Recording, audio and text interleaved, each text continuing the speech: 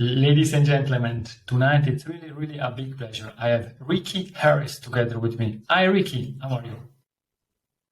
Hi, Greg. Nice chatting to you. It's really a great pleasure. Thank you very much for accepting my invitation because I really enjoy this discussion and learning from other people's. And I'm quite sure tonight I will learn a lot also from you. But before we kick off our discussion, let's start with an introduction. Ricky, could you please introduce yourself?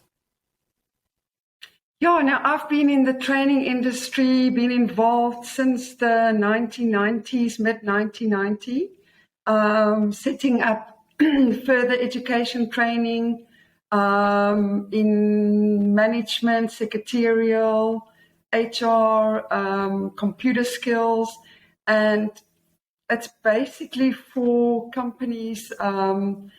We call it further education training skills. You don't necessarily need a university entrance. So it gives students an opportunity to study and to do skills that is suitable for them to walk into a job and to get a suitable position. There's also leadership programs. The government supports it because it's a SAQA, South African quality assurance body that actually sets the standards. So they assist a lot with the learnerships, and while students study, they can also go and do practicals at companies. So yeah, I've always been very interested in the customer service training because we used to offer it to the municipalities. We offered it to a company called ImproChem. So we educated chemical engineers, and they, as being intellectuals and specialists within their field, they needed skills, sales skills, interpersonal skills, communication skills to go and sell their products. That it was very specialized. So yeah, I've actually gone into the customer service training with Chartered Institute of Customer Management. And we offer many customer experience management programs, call center programs. And that's my passion. I feel that companies should deliver excellent customer services, especially in South Africa. We need to up our game. We need to educate the people. Absolutely. I can understand that, and thank you very much. You are also introducing the topic we are going to discuss. It's about the CX landscape in South Africa, but also really the related education. But before we deep dive into this topic, this really relevant topic, perhaps, Ricky, could you share, please, with us which are your values? Like I say, I feel companies should simplify things. They should actually put their money where their mouths are. They should deliver on their promises. They should show initiative. They should actually deliver on their service plans and make sure that the companies and the employees are properly educated to deliver great services, especially in South Africa. I know you talked to so many people all over the world. And I get the impression from a lot of companies that they get a lot of support from their government. And you were talking to, is it Farron from Dubai? And to me, that was an eye-opener that they get so much support from their government, and we need to really follow the example of a lot of overseas companies, international companies.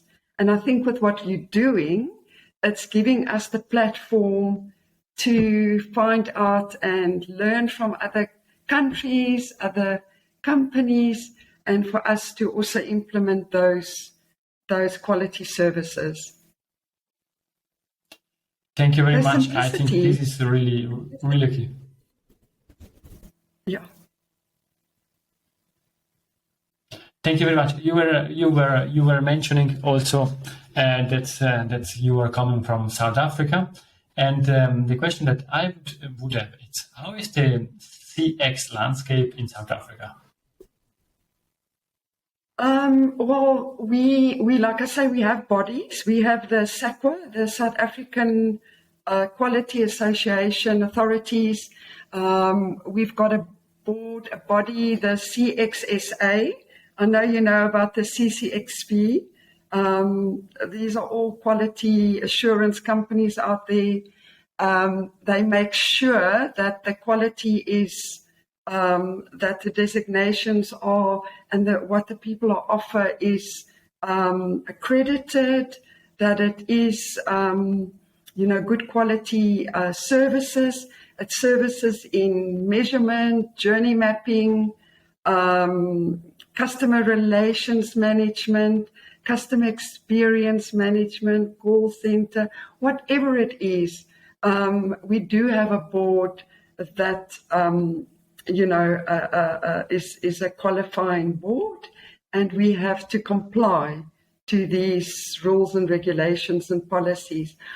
It's the quality manual, management system. I actually call it, it's like almost like a recipe. Like if you want to bake a cake, you need to know what ingredients you're going to use, what method you're going to use to bake a cake, and a moist cake. And we all have our own secret ingredients. So I think it's very, very important for us to focus on quality and make sure that we do deliver on what we set out to deliver. Thank you very much. I think what you are saying, it's really important. Quality, it's the basis, the foundation of every service that we are offering to our customers. And basically what I would like to learn and also to share with the audience, because we are always speaking about what is happening in Europe, what is happening in the USA. And we know all these well-known examples that we are discussing. And I think what I would like to learn, it's a bit from you and from your country. What can we learn from your country? Our country is, it's so beautiful, Greg. I live in Belito at the moment. I'm very close to the sea. We have so many beautiful countrysides, activities, things to do. You would love a holiday in South Africa. We have there's a lot to offer. And as you were saying, you had a discussion, was it Dennis Wakabayish? I loved your interview with him. I really did. And a little bit about your background, being in the hospital industry, where you also continuously need information to improve on your services. And basically that's what we feel. We basically feel that we don't, and you were talking to Ferran at the Dubai situation. I'm coming back to that again.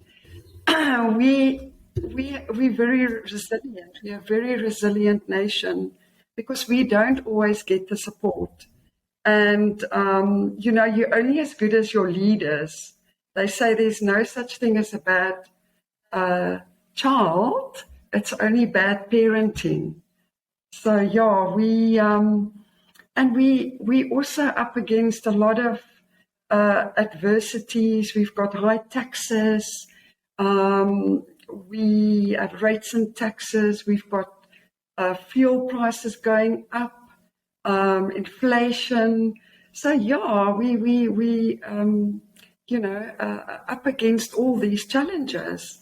But like I say, we are very resilient, and we always want to score a goal. We're always up for a good challenge, and we keep in mind that experience is the key differentiator that adds value for companies. And I've recently, because I'm a baby boomer.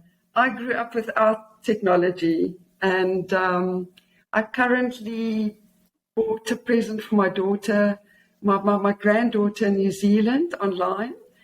And it was an amazing experience.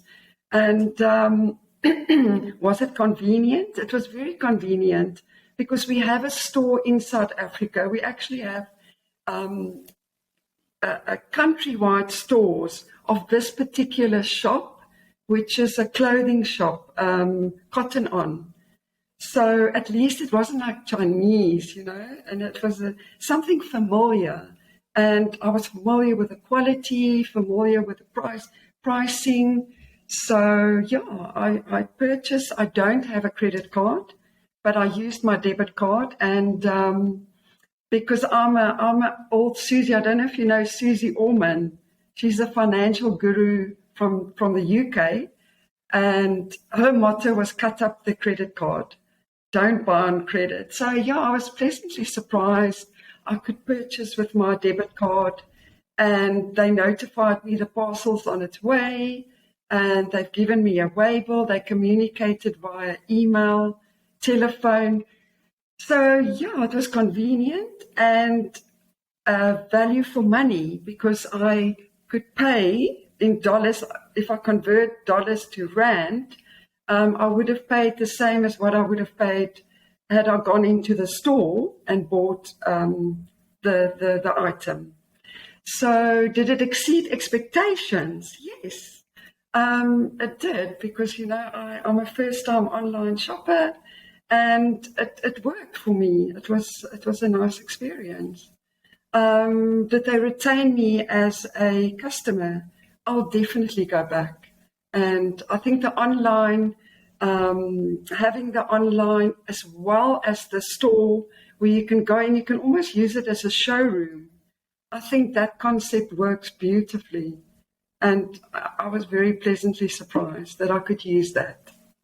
Thank you very much for this story. I think this is what really the audience enjoy, personal stories related to customer experience, because at the end we are also buyers, we are also customer, and therefore it's important to share these topics. I really like how you are tackling this topic. And basically we are speaking about the Chartered Institute of Customer Management. There you are defining three main values: satisfaction, trust, and positivity. What is the role of this Chartered Institute of Customer Management? Well, we realized that with our customer experience management programs, that companies need to put in place not just a marketing plan, and not just a strategy plan, but before products leave the organization, they need a service plan in place. That's very important. And to make sure that the employees and everybody within the ecosystem, within the various departments, are educated and updated and know exactly what is expected of them. And our call center, frontline retail people, they basically are, I call it they play a very important role. They're like your public relations people, because they get information directly from the consumer and feed it back again to the organization.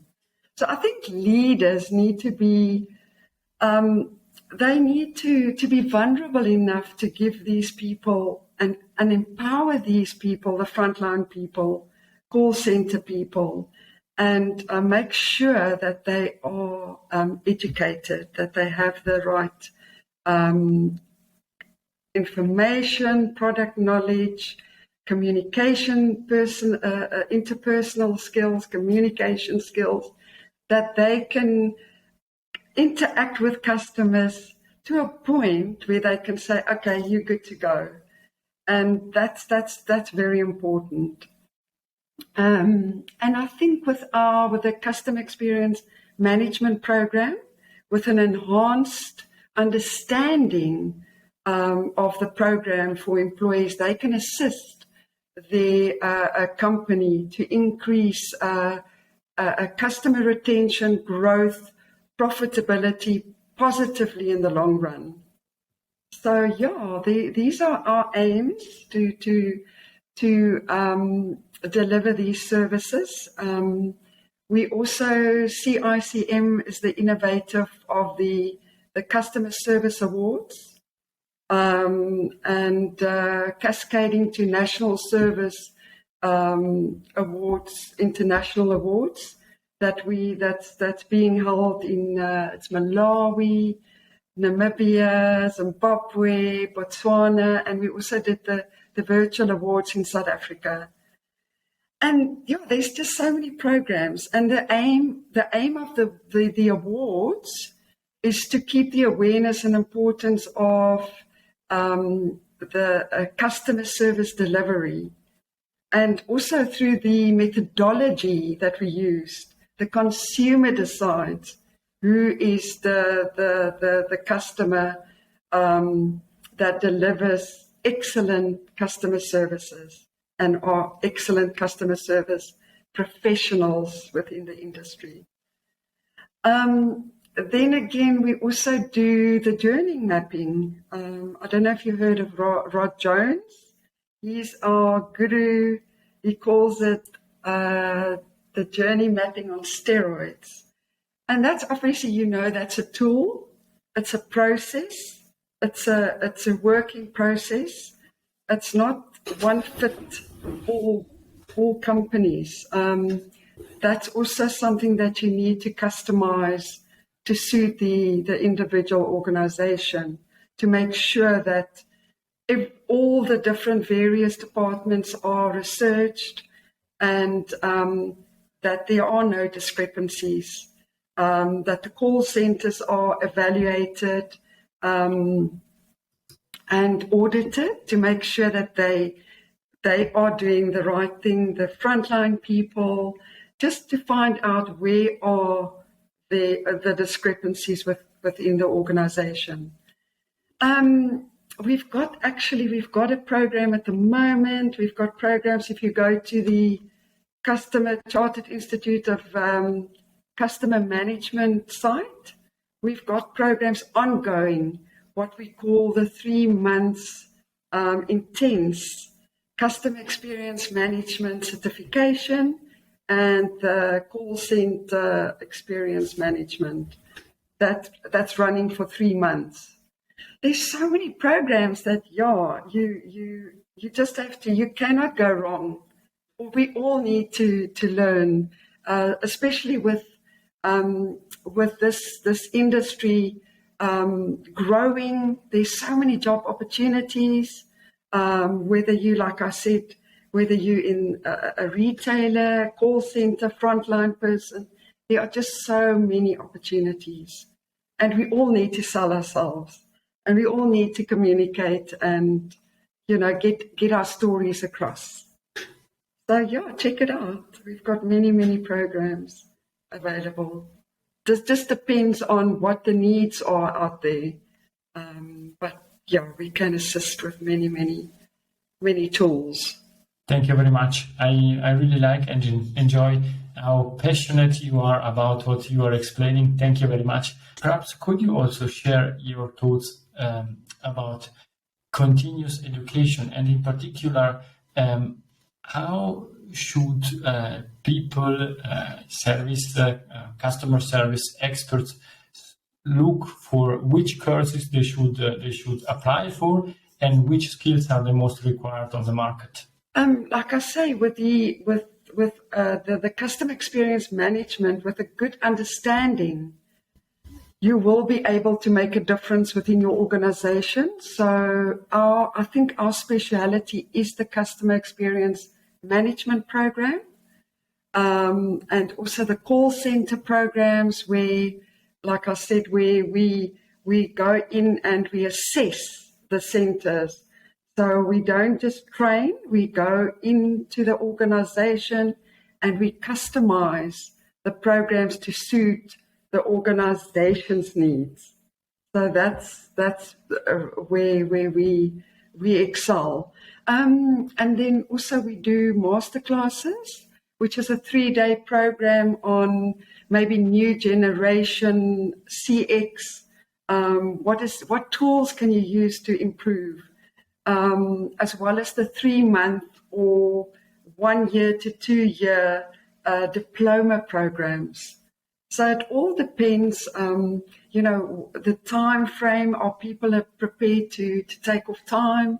Do they want to study maybe online and work part-time, study online? Those methodologies and opportunities are there. So they get a couple of hours a week facilitation time, and then they go back and they do assess, they do worksheets, they get assessed and they get moderated at the end of the day and then certificated for the knowledge and for what they've learned. Thank you very much. I think we are already coming to the end of this game. However, I still have some questions for you. And I think one important question is that I would like to share with you is, what do you foresee in the future of customer experience in the next 10 years? I think the focus was so much on branding in the 1990s when I started out, and then 2000, especially 2010 onwards, the focus shifted to customer centricity, which is the blueprint for companies visualizing their journeys. So I think customers, they're complex now. They have high expectations, and such as proactive services, interpersonal relations. They want connected experiences across the channels and touch points. So they don't just, they know more. I think they know a lot more. So they want, if you, say for instance, you in a short-term car insurance, they don't want you to just tell them, oh, we can, give you a good premium. They want you to educate them. They want you to say, you can get a comprehensive insurance. You can get towing if you're in an accident. You can get services, towing services. You can get a rental car. So they want to know, what is that value, and I think you don't need to compete with the whole world, as long as you compete with with your competitor within your industry. I mean, around here, there's so many, being a tourist town, there's so many restaurants. So you're like, wow, there's so many choices. And what is the key differentiator that adds value, or that will make you go back to a specific restaurant? I mean, they have the same beautiful view, they have the same menus, pricing, but what is going to be that's really going to stand out for you? Is it going to be the way they welcome you, a clean restroom, just the whole ambience, how people treat you? And it's, for me, it's about, if your service plan is about being friendly, then your focus should be on being friendly. It's actually very simple, and making sure that your employees, everybody within the organization, understands the culture and what it is that you want to deliver. So we often complicate it. I think for us in the future, we want fast, simple, quick deliveries. We want agents, salespeople to educate us, and not just sell. Sometimes I get so confused. I get bombarded with life insurance, with all sorts of investment plans, and you think, oh my goodness, which one is the best one? Because as I told you with South Africa, with the situation, your disposable income is shrinking. You don't have the disposable income. You've got to think twice before you go out and spend your hard-earned money. So you need to know that whatever you do and whatever you spend your money on was a good choice. And we need to be educated. I mean, how do you foresee it? Because that's for me so important, to be educated and informed very well about why I should come to you or buy from you or go back to your company. Think of just how we can be better every day in every way, just be a little bit better than before, and competing with our competitors within our industries. And not necessarily have to be a genius to the rest of the world. I hope that helped. Thank you very much. I really appreciate your personal view on this question. This is a question I am always asking, and it's really interesting to compare what thought leaders like you are saying on this topic. We are coming to an end of this discussion. However, the game is coming to an end, but I still have 3 questions for you. These are short questions with short answers. The first one is there a book that you would suggest to the audience that perhaps helps you during your life or during your career? There's a book called Relentless. It's Making Customer Service Your Core Principle by John Toll. What stood out for me is he also talks a lot about your service plans and being aligned with your ecosystems and supply chain, and making sure that you also employ people with a good attitude. He says that you can teach people skills, but you cannot teach people to have a good attitude. And he was talking about he says that elite racers know how to build the best dog sled team. And not all dogs like to pull a sled, and not all employees like to work with, in the service industry. And not everybody is people persons. So it's very, very important for companies to select the right type of person with the right type of attitude. And his book is it speaks to me because it's something that I do value, is that you need to also deliver relentlessly good services. I mean, you in the hospital industry, in the medical industry, I know that's a challenge. That can only be a challenge because a lot of your nursing staff must get tired, and at a certain time in the day, they may not feel as perky as they should feel. But really, you have to relentlessly be there and service people, and you just have to be there for the people, and that's what he talks about, is to just be relentless.